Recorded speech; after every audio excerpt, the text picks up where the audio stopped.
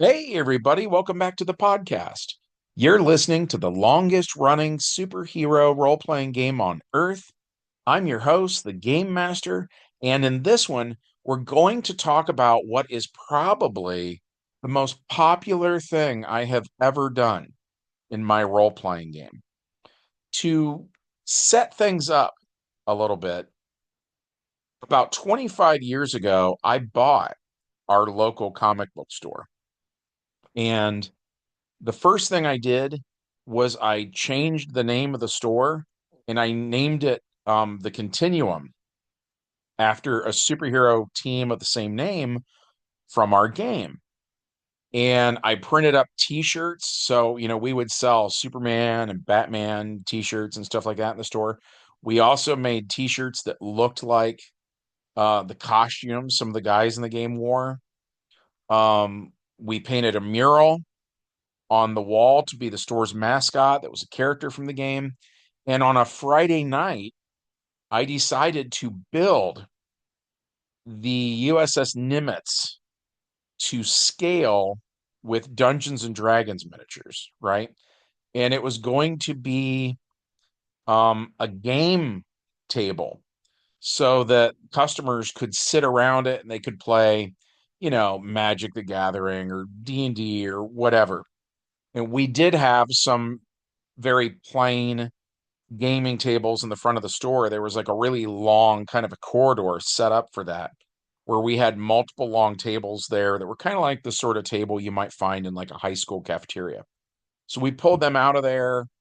I went to, I can't remember now if it was like Lowe's or Home Depot or something like that. And I bought like all the lumber that I needed. And I'm relatively handy when it comes to that kind of thing.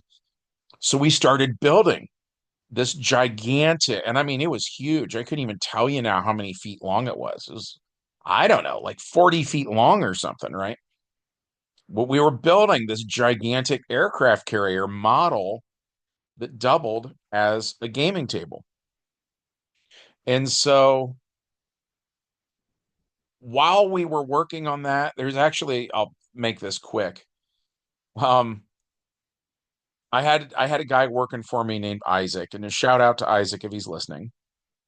He was young. I don't know. He was 16 or something at the time, I think.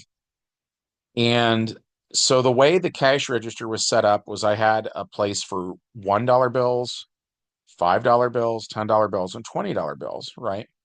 And if somebody paid with a $100 bill, what my employees were supposed to do is you could pick up the drawer, right? Like it was like a black plastic thing in there that lifted out, and you would put the big bills under that and then put it back down and make change for them. Isaac didn't know that for whatever reason. But, maybe that's on me for not, doing a better job of explaining, when he started working for me or whatever. He started putting it with the 20s. So, since people were helping me build this table, I wanted to be nice, to everybody. And I decided to buy some Taco Bell that people could kind of share. Mind you, back then, it was way cheaper than it is now, right? And I think at the time, if I remember correctly, they had a deal where you could get a Nachos Belgrande for $1. So, and this is around the year 2000. So at any rate, I reach into the 20s drawer and I assume what I have in my hand is a $20 bill, but I don't. And I hand it to Isaac and I said, "Hey, Isaac, run down to Taco Bell and here's some money. Get as much Nachos Belgrande as you can, bring it back here, and then that'll give the guys some snacks." And he looks at what is $100 bill, right? But I don't know that. He looks at this and he looks back at me. He's like, "Are you serious?" And I said, "Yeah, go go do the thing, and whatever. Um if it's like taking gas money or whatever to do it, then set aside a couple bucks for gas or whatever. But yeah, go get everybody Taco Bell, please." And he's like, "Okay." So Isaac leaves goes to Taco Bell and orders $100 worth of nachos Belgrande. And so that took them an hour on a Friday night to make that much. And so we're back at the shop. We're building this gaming table, right? And I'm like, holy crap, dude. Like, how long does it take to get $20 worth of nachos Belgrande? Like, what is this kid doing? So he comes back and he comes in the store, first of all, and he asks for help. And I'm like, why on earth do you need help? And so he grabs a couple guys and they go out to the parking lot, and his entire car is full of those plastic like the long black plastic bowl with like the transparent plastic lid on top. It is just stacked full of nachos Belgrande. And these guys just start bringing armload after armload of this stuff in. Like I said, I think at that time they had a thing going where it was $1. And I think that's why I specifically chose nachos and not tacos, whatever. In my mind, I think I was buying 20 things of nachos Belgrande for maybe about 20 people who were standing around, right? That was not it. Everybody had like five nachos Belgrande or whatever. And nobody ate that much. I was eating nachos Belgrande for like a month, which sucks when it's cold because you can't heat it up, right? Because it'll ruin like the sour cream parts and stuff. But then it's like their cold beef sludge.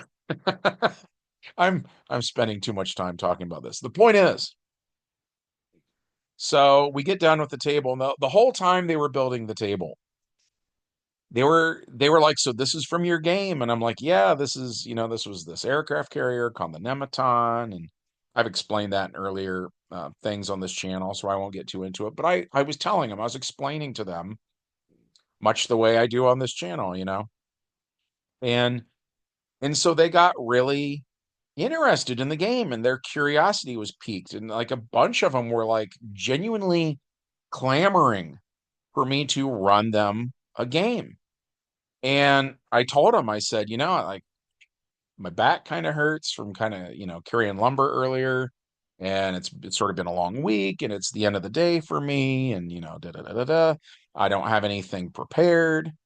And they're like, just we'll take anything, just do anything at all. So I was like, all right. So we sit around the table with our nachos, and I sold like Mountain Dew and stuff like that. I had like a little refrigerator behind the counter, so everybody, buy some Mountain Dew and stuff. We're sitting there, we start playing, and I just pull the whole thing out of my butt. I have nothing prepared. So I start off with the 1980s Superboy, who I've mentioned before on this channel. And I came up with this idea off the top of my head that he got his hands on the Starheart, which was Alan Scott's Green Lantern power battery. And the story behind the Starheart is kind of a long-winded story, but the idea is that the guys who created the Green Lantern Corps, the Owens, at one point they took all of the evil and chaos and magic in the universe. And according to this one Green Lantern writer back in the 80s, I think it was, these are all actually aspects of the same thing. And so the Owens take all of that like energy or whatever you want to call it, and they like super compress it down. And they need a place to put this. And so they decide to put it into our sun, the sun that Earth orbits. And so it's called the Starheart because it was in the heart of the sun for like millions of years or whatever, right? And it's like it's under pressure and it's under heat and it's kind of, boiling and all this. And because it is literally a universe worth of magic, it is a universe worth of chaos, it's a universe worth of evil.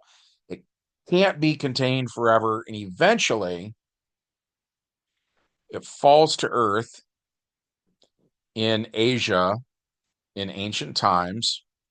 And people think it's like a meteorite or something. And so this guy goes to the thing and he takes it, and it's kind of like metal now. And so he fashions it into like a Chinese lantern, basically, right? And it flashes bright green light, and it says, "Three times shall I flash, once to bring death, once to bring life, once to bring power." And so the lantern glows bright green, and the guy who turned it into a lantern dies. Because just like it says, brings death, right? So this guy dies.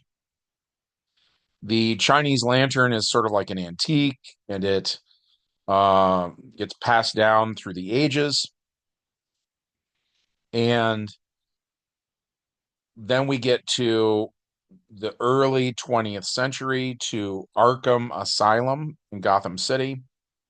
And just like how in later years, the Riddler has a catastrophic irrational attraction to riddles, and like the Penguin has an irrational attraction to birds, and so on and so forth, right?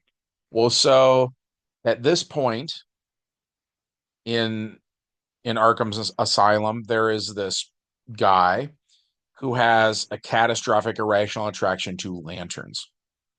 And he's not a villain yet. This kind of predates the villain era, but he's known for this obsession amongst the guards and orderlies and stuff like that. So eventually, this Chinese lantern finds its way here. They give it to the guy to kind of keep him calm. You know what I mean? And he loves this lantern, but he's crazy and decides he doesn't like what kind of lantern it is. So he fashions it into the Alan Scott style lantern, which looks like a railroad lantern for sort of for that era. And it glows bright. And it says, "Three times shall I flash, once to bring death, once to bring light, or excuse me, life, once to bring power." So it flashes and it cures this guy's insanity. And now suddenly he doesn't give a crap about lanterns. So since he's totally fine, they just let him leave, right? And they're like, "Well, crap, what do we do with all these lanterns?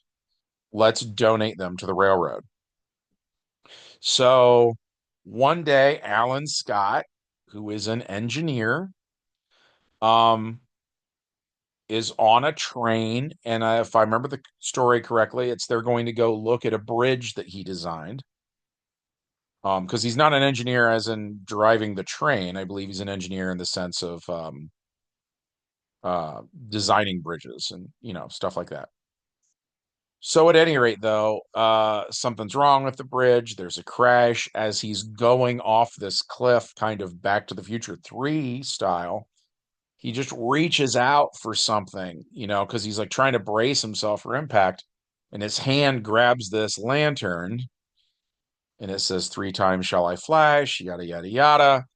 Train hits the bottom of this canyon, kind of Roadrunner style. And when the smoke clears, he's the Golden Age Green Lantern. Well, so all these years later, I said that the 1980s Superboy, first of all, he had a friend named Kelson Barber, who in 1996, there was a Green Lantern named Gnort. And when Gnort died, Kelson got Gnort's ring. And then in 1997, Kelson died. So the 1980s Superboy had Kelson's ring and was hanging on to it. And so we don't really say what happened, but we just say kind of off screen for some reason, Alan Scott's lantern ends up in his possession as well. But that something goes wrong. And we said, the Superboy has a problem with magic. Alan Scott's lantern is the Starheart. It is literally all the evil and magic and chaos in the entire, ancient universe. Obviously, elsewhere, there were new levels of evil and stuff that rose up independent of the Starheart. But at the time, it was an entire universe worth of this stuff. And so we decided, I decided, as kind of a throwback to when Superboy was going by the name Powerhouse for a little while, and he had a body of metal, we sort of did that to him again, but now it was along magical lines. And by the way, the Starheart does tend to mimic certain things, right? So for instance, it mimics what the actual Green Lantern power rings do. It's therefore mimicking the tools of the Owens who had imprisoned it, right? So the Starheart basically turns the 80s Superboy for a very brief period of time, by the way, into Powerhouse again. And like before, he had a costume where it was like, honestly, it's shaped a lot like the John Stewart Green Lantern costume from Justice League Unlimited, but replace the green with red, right? That was sort of the Powerhouse costume. So we took that idea, but we tried to make it a little more Alan Scott. And that's one of the reasons I chose Alan Scott was he wore red. So he's got the Green Lantern symbol on his chest, but it's like a yellow circle with a green lantern shaped icon inside of it. Um, and then like his stomach area was green. And then he had like a yellow utility belt, red trunks, green leggings, red boots. Um, but then we gave him body of metal like he used to have when he was Powerhouse, but instead of being like silver or whatever, now he was like metallic green, like he was the actual color of the lantern itself. And so he has the mystical lantern, and then also in his possession, he has Coulson's Green Lantern ring and battery. And so at any rate, this guy named Chris Cross, which all the players decided to just play themselves. So one of the players was named Chris Cross. So he encounters Powerhouse and discovers that Kelson's power ring is the real deal, right? And so he puts that on. And something they had established in the comics was you could sort of focus on a power ring and get it to split into two power rings. And so Kroos basically starts giving out power rings to all of his friends.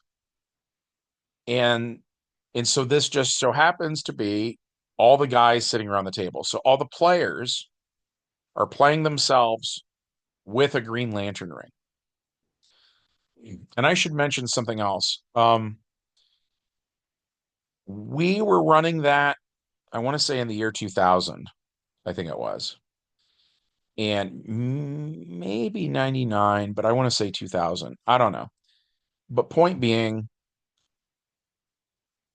this predates a comic book that DC published, where in it something happens where like Hal Jordan gets knocked out and his good friend Oliver Queen, the Green Arrow, tries to save the day by putting on Hal's ring and shooting a force manip arrow at the villain that's attacking them.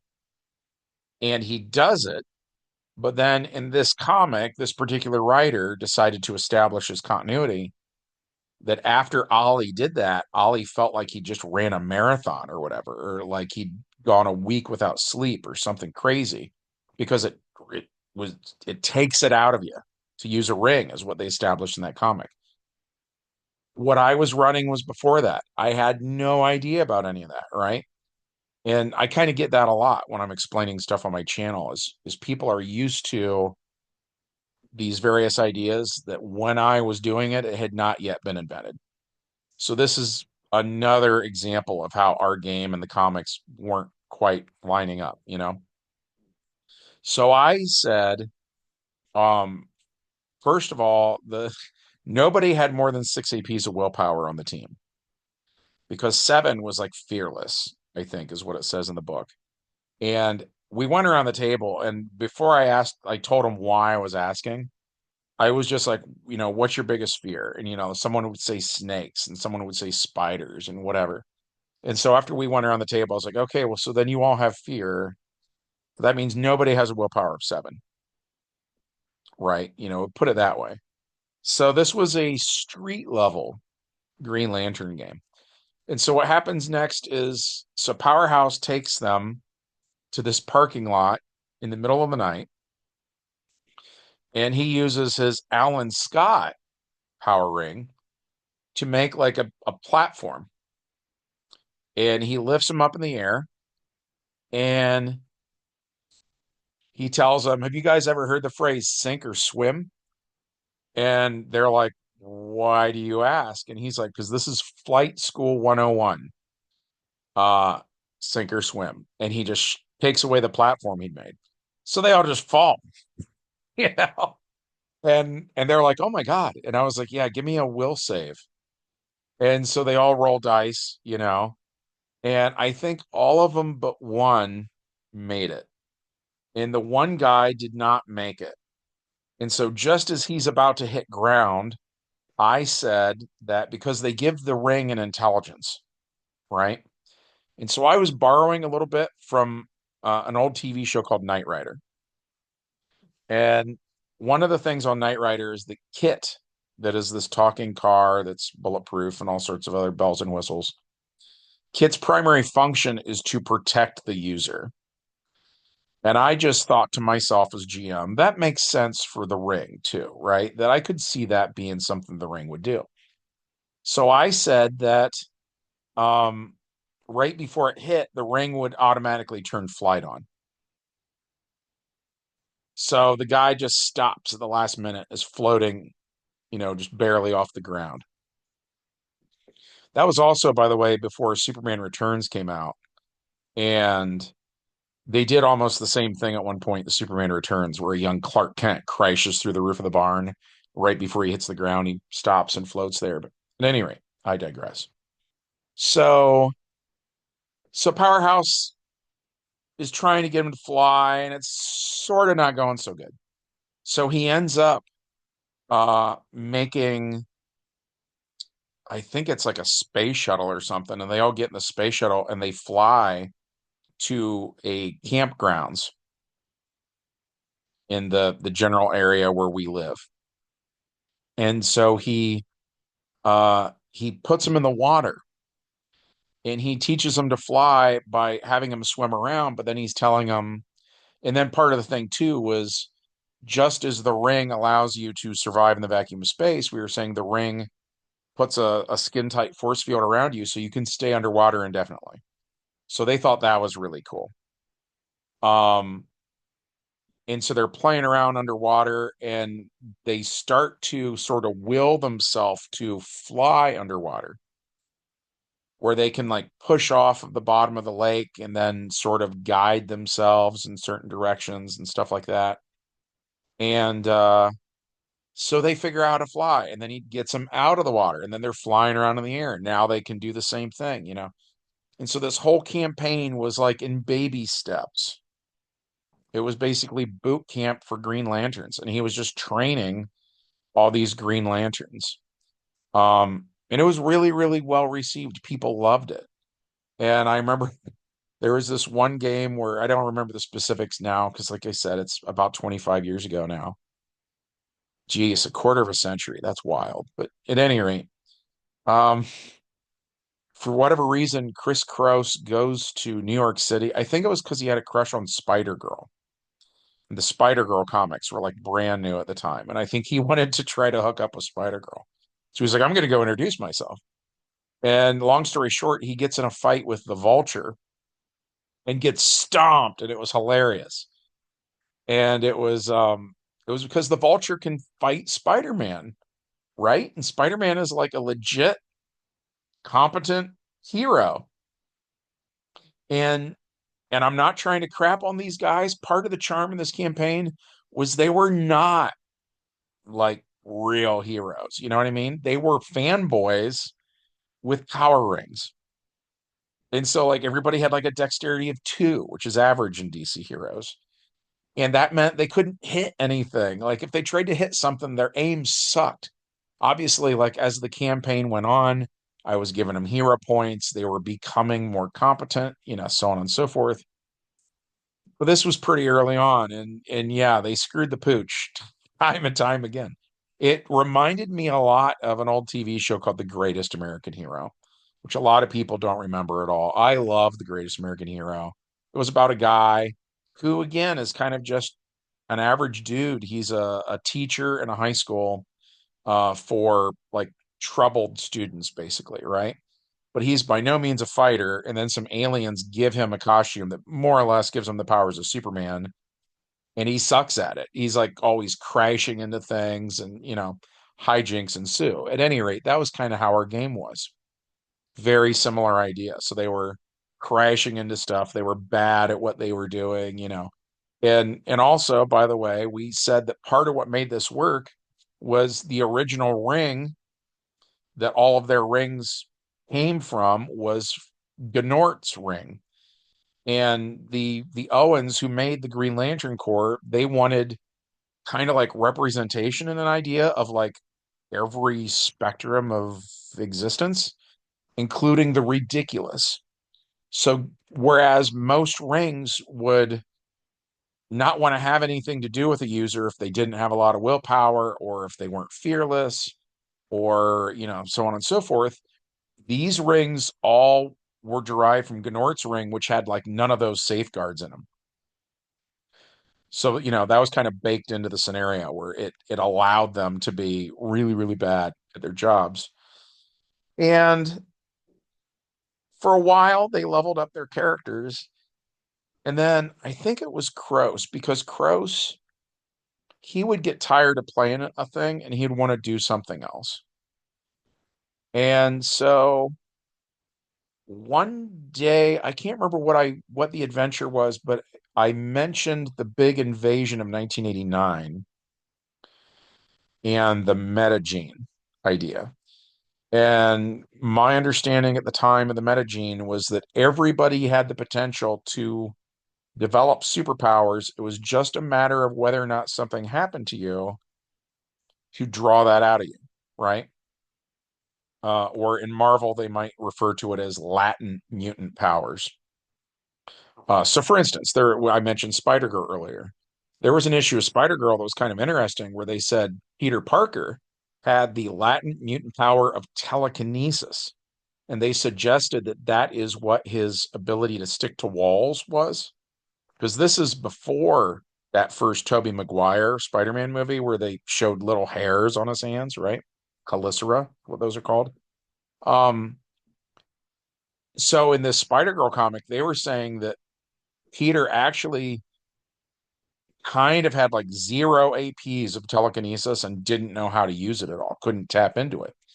Spider Girl inherited that though, and she figures it out kind of. So, for instance, she sticks her hand to a wall, uses clinging, and so when she pulls her hand off the wall, she takes a brick with it, and then she points it at a villain, and she figures out how to reverse her clinging, turning her hand into a brick cannon, right? And she's like, boom, like shoots this dude with a brick.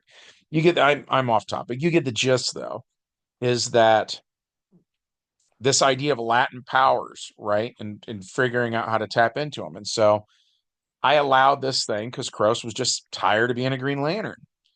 And so I allowed this thing where he could use his ring's omni power as the catalyst to activate his powers. And so he changed from being a Green Lantern, and we rolled randomly. We got out the Marvel Superheroes Ultimate Powers book, rolled randomly to see what his power would be, and he got weather control, just like Storm from the X-Men. So that became his thing then for a while. And then he kind of honed in on the electrical part of that, and took it in that direction and started buying other powers like energy absorption only works on electricity and things like that. So he really kind of like focused on the lightning aspect of that. But at any rate, yeah, everybody kind of did that then. James Porch at one point had Shazam style powers. Um, I want to say Isaac did something different too. And now for the life of me, I can't remember what Isaac was doing. I want to say he became a furry, but I might be wrong. Um, I want to say he was kind of like Tigra from the Avengers, but I think he was more Fox oriented. Who else was in that campaign? Rich Sowers, I think at the end of the day became kind of a Punisher character. Um, Ilea Mosier uh, was the only girl that was playing. I can't remember. She might have actually stayed a Green Lantern the whole time. I'm not sure. It's just been too long, unfortunately. And then Dave Eckelberger. Dave was my best friend at one point, and um, I remember this one adventure where I mentioned this in the Crusaders game. Sometimes I'll do a thing in the game that I like, and I'll just do it again, especially if it's a night where I don't have anything prepared. Is it's sort of on my end, I feel like it's a rerun, you know. So in the Crusaders adventure I mentioned, they end up in limbo fighting their evil twins. I did the exact same thing at one point with the Green Lanterns. And Dave, from day one, like he bought a shotgun. His Green Lantern would just be walking around with a shotgun. And everybody's like, "What do you need a shotgun for? You got a Green Lantern ring." And he's like, "I don't know. I'd rather need it and or I'd rather not have it." I'm saying it wrong. Jeez. I would rather have it and not need it than need it and not have it. That's what I'm trying to spit out. Um, and they were like, "Okay, whatever." And so when he met his evil twin, oh, he shot him. He just he shot the guy with the shotgun, and everybody freaked out. And then when they left Limbo, they didn't take him with them. And Dave was like really mad because I guess in Dave's mind, Dave thought he was capable of really messing a guy up. And so therefore he thought an evil version would be like a more amped up version of him, you know. And he's like, geez, you guys don't know me like I do. This guy's a massive problem. I just saved your lives. And yeah, I guess his thing was he felt like people abandoned him for being himself, kind of. You know what I mean? I feel like I'm not describing that very well. But that was a pretty good time. It it was one of those things where the candle that burns twice as bright only lasts half as long. You know what I mean? So like it was really, really fun for maybe 6 months. And then everybody kind of was like, well, we want other random powers. And then that just sort of led into other stuff. And the group to an extent kind of all disbanded and went their own way. And a bunch of those characters are still alive to this day. They just aren't on the same team anymore. They're not in one place together. But yeah, that was the Green Lantern campaign. It was really fun. We actually tried to bring it back a couple times too. I remember my wife was pregnant with one of our kids, and I started running it again. And it was whatever year Hurricane Katrina happened. Because I remember we actually had the Green Lanterns like go take supplies and evacuate people and stuff like that. I guess that's probably when she was pregnant with my daughter. And it was one of those things where on my end, I felt like I did everything the exact same way that I had the first time around, and it just didn't land right the second time. That first time was kind of like lightning in a bottle, you know? And the second time, yeah, it just didn't work. It was kind of in a way, it's a weird metaphor, but I was reminded of Groundhog Day with Bill Murray, where he has like one really, really good date with the girl. And then the next day, he kind of like tries to force it. And even though he's sort of doing all the same stuff, it's just not the same. You know what I mean? That was how the second Green Lantern game was. It just wasn't the same. But that first one, man, that was fun. We had a really good time playing it. And as always, I hope you had a good time hearing about it. If so, we would love it if you chose to support the channel by smashing that like button, hit subscribe, leave us a comment. And from everybody here associated with the longest running superhero role playing game, we hope you guys have a good one, and we'll see you in the next adventure.